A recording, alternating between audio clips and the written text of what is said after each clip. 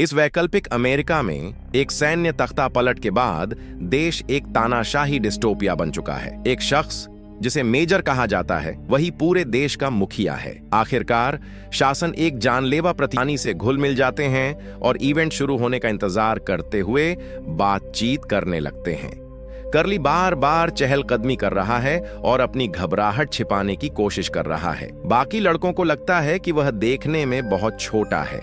वह खुद को 18 का बताता है, लेकिन कोई उस पर भरोसा नहीं करता। थोड़ी देर बाद सड़क छोड़ते ही बिना चेतावनी के गोली मार दी जाएगी। मेजर भाषण खत्म करके हवा में गोली चलाता है और प्रतियोगिता शुरू हो जाती है।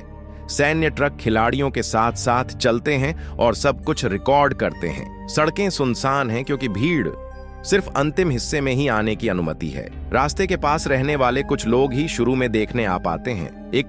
एक और लड़का चलते चलते अपनी जरूरत पूरी करता है और गति गिरने पर उसे भी गोली मार दी जाती है। रात हो दोबारा धीमा पड़ जाता है और उसे दूसरी चेतावनी भी पा लेता है। अब उसे 3 घंटे तक बिना गलती किए चलना होगा। सिस्टम ने उन्हें गद्दार कहकर मेजर के आदेश पर मार दिया। रे बताता है कि वह इच्छा का उपयोग मेजर को मारने के लिए करना चाहता है। आगे रास्ते में एक घायल डरता है और मारा जाता है। हैंक भी टूट जाता है और सैनिकों के पास जाकर खुद को मरवा देता है। आर्थर उसे पकड़ने दौड़ता है और चेतावनी पाता है। उसे रे खींचकर बचाता है। अब सिर्फ कुछ लड़के बचे हैं। गैरी आता है और खुद को दोषी नहीं मानता।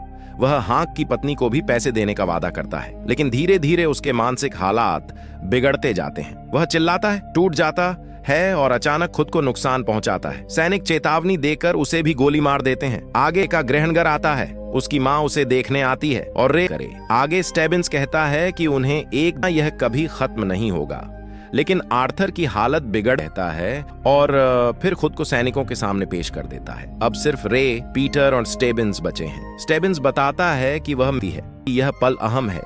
एक शहर में भीड़ उनका स्वागत करती है। पीटर कहता है कि वह हार जाना चाहता है ताकि रे अपनी माँ से मिल सके, लेकिन जानबूझकर रुक जाता है। सैनिक रे को गोली मार देते हैं। पीटर दौड़ने की कोशिश करता है, लेकिन सैनिक उसे रोके रखते हैं। मरने से पहले पीटर को कहता है कि वह उससे प्यार करता है और अपनी माँ से माफी मांगता है। मेजर आकर अंतिम गोली चलाता है और भीड़ खुशी से अच्छा पूछता है। पीटर कहता है कि वह एक सैनिक की बंदूक चाहता है ताकि उसे यादगार की तरह अपने बच्चों को दे सके। सैनिक हिचकिचाते हैं, लेकिन मेजर उन्हें आदेश देता है कि इच्छा पूरी की जाए। जैसे ही पीटर बंदूक पकड़ता है, वह उसे मेजर पर तान देता है।